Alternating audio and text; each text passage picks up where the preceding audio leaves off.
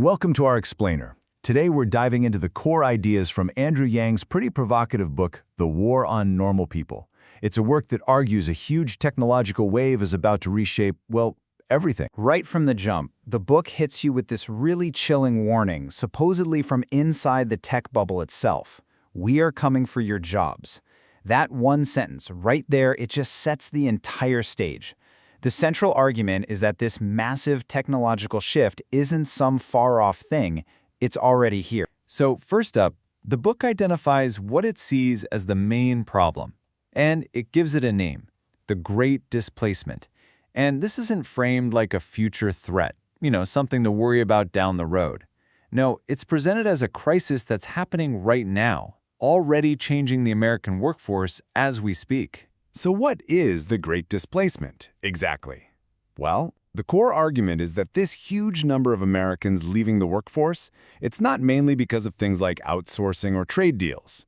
The book points to a different culprit, automation, happening right here at home. And when you look at the actual numbers, the sheer scale of this thing becomes really, really clear. I mean, think about the most common jobs in America. Office support, retail, food service, trucking. We're talking about tens of millions of people. And these are the exact jobs that are identified as being the most vulnerable to new AI and robotics. And to get a sense of what's already happened, just look at this number. Since the year 2000, automation has wiped out 4 million manufacturing jobs in the US. The book's argument is that a lot of those displaced workers, they didn't just find new, better jobs. They just left the workforce entirely, which is a big reason our labor participation rate has fallen to historic lows. Now, this economic pressure, it didn't just pop up out of nowhere. The book traces its roots back decades to what it calls a fundamental break in the American economy. See, for most of the 20th century, the deal was simple. As companies got more productive, their workers got paid more. The two went hand in hand. But then that link got severed. Around the 80s, corporate goals shifted to just maximizing shareholder value, and a huge gap opened up. Corporate profits went through the roof, while the slice of the pie going to workers' wages started to shrink. Okay, but these are all just economic stats, right? Well, they have a massive, profound human cost. So now we're going to move from the what to the so what, and look at the social consequences for communities all over the country. And this brings us to a really tough question that the book forces us to confront. What actually happens to a place, to the people in it, when its whole economic core, the jobs that give it income, but also purpose and stability, is just pulled away? Well, the answer, based on the data presented, is just devastating. The book points to this terrifying rise in what researchers call deaths of despair. That's suicides, drug overdoses, and alcohol-related deaths. And they have spiked dramatically in the very regions hit hardest by this job loss. And this really gets to the heart of it. This is about so much more than a lost paycheck. This quote about Youngstown, Ohio, really captures the bigger tragedy. When the jobs disappear, it's not just an economic hit.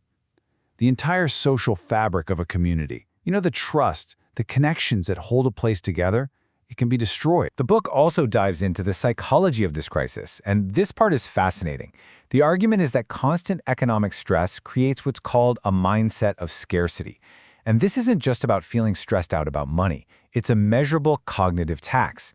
One study found that the mental burden is equivalent to a 13-point drop in IQ. It just consumes your bandwidth. And that's a world away from the mindset of abundance that allows for long-term planning, the kind you might find in more prosperous, insulated communities. So, after painting this pretty bleak picture of displacement and despair, the book pivots hard. It basically says, okay, a problem this huge needs a solution that is just as big and just as bold.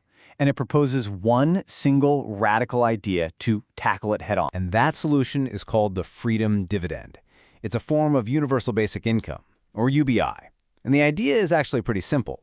Every American adult between 18 and 64 would get $1,000 a month, period. No strings attached. It's meant to be a foundation, a floor that no one can fall below in this new automated world. So how would this actually work? Well, it's laid out in 3 main steps. Step 1, the payment, that $1,000 a month. Step 2, a trade-off. People could choose to take the dividend or their existing welfare benefits like food stamps, but not both. And step 3, the big question. How do you pay for it? It would be funded by a 10% value-added tax, or a VAT. That's basically a tax on the goods and services the economy produces, meaning the very companies benefiting most from automation would help pay for the new safety net. Now, while this might sound really radical to us today, what's amazing is that the idea of a basic income has this surprisingly long and diverse history. I mean, supporters have ranged from founding father Thomas Paine and Martin Luther King Jr., all the way to a conservative economist like Milton Friedman, and even modern tech leaders like Elon Musk and Mark Zuckerberg. It's a really broad coalition. And finally, the book argues that the freedom dividend isn't just about fixing a policy problem.